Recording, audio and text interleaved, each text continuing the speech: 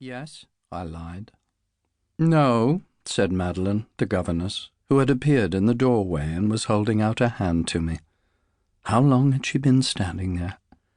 I groaned and slid off the stool. Don't you want to go to university one day? Asked Madeline. I should have been in school already.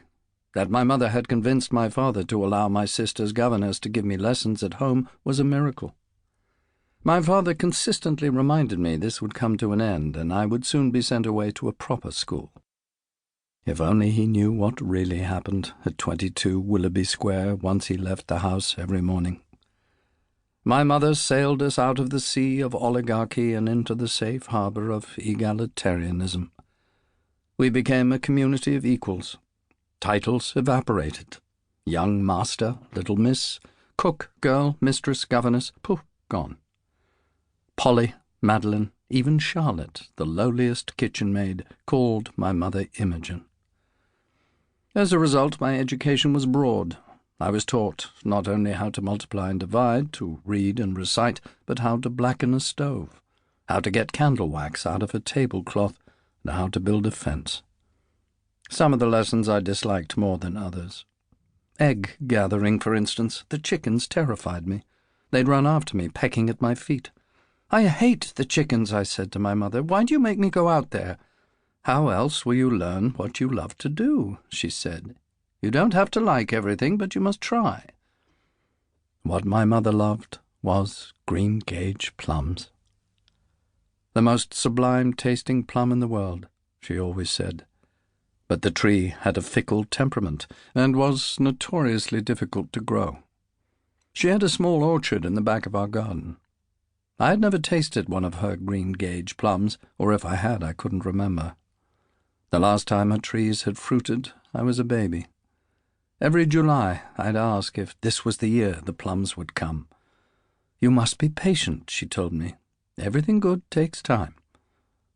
I was a greedy boy. I stamped my foot. I wanted a plum now.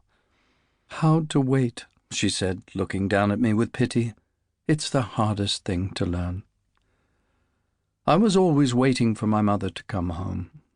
Most afternoons she left the house to attend one meeting or another.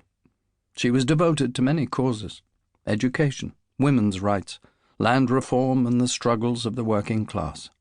She made signs. She marched in the streets. Once she even went to jail with a group of her fellow suffragettes. Much aggrieved, my father went to retrieve her, paying the exorbitant £2 bail to set her free.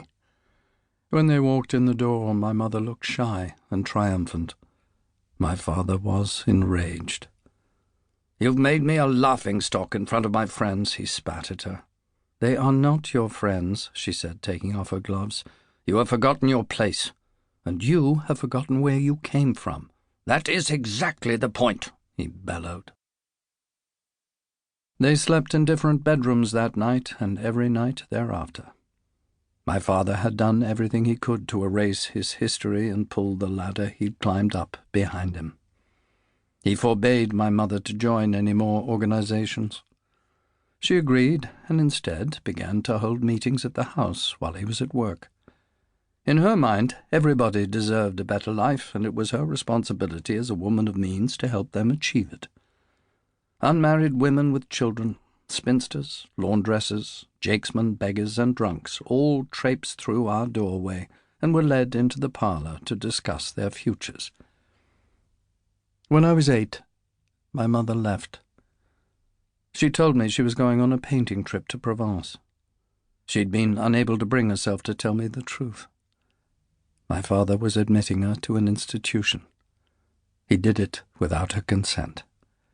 He needed only 2 signatures to have her committed, his and his lawyer's. Her diagnosis? Unstable due to overwork and the inability to handle domestic responsibilities. She was gone for 4 months. She returned 15 pounds lighter and the colour of curdled cream. She used the same light, cheery voice she always had with me, but I wasn't fooled. There was no joy in it any more. She spoke as if she was standing on the roof of a building in which somebody had forgotten to build the stairs. She'd fight to sustain.